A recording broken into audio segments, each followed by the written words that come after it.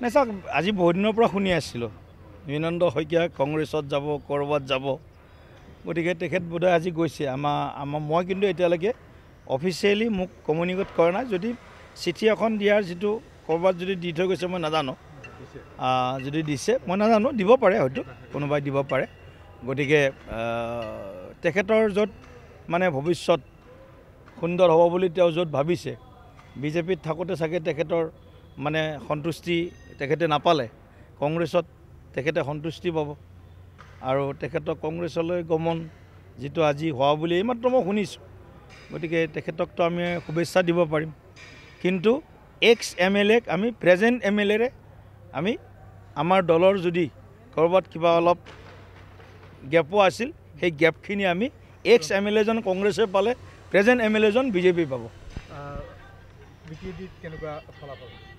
BTCত আমি লাগি আছোঁ BTCৰ যি বৰ্তমান ৰাজনৈতিক প্ৰেক্ষাপট আপোনালোকে সকলোৱে জানে এনেও এক বিশেষ অঞ্চল ষষ্ঠ অনুসূচী অঞ্চল গতিকে তাত এক বিশেষ পৰিস্থিতি সদায় বৰ্তমান থাকে গতিকে BTCত আমি কেৱল শাসন লাভৰ কাৰণে চৰকাৰ গঠন কৰাৰ কাৰণে নিৰ্বাচন খেলিছোঁ এনেকুৱা নহয় চৰকাৰত আমি থাকিমেই কিন্তু শাসনৰ লগত প্ৰধান লক্ষ্য সেৱা BTCবাসীৰ ৩৫ লক্ষ BTCবাসীক আমি কেনেদৰে সেৱা কৰিব পাৰোঁ স্থায়ী শান্তি আৰু উন্নয়নৰ ধাৰাক কেনেদৰে আমি আৰু শক্তিশালী কৰিব পাৰোঁ সেইটো লক্ষ্যৰে আমি ৩০জনকৈ প্ৰাৰ্থী প্ৰক্ষেপ কৰিছোঁ বিভিন্ন জাতি জনগোষ্ঠীৰ প্ৰাৰ্থী প্ৰক্ষেপ কৰিছোঁ গতিকে মই ভাবোঁ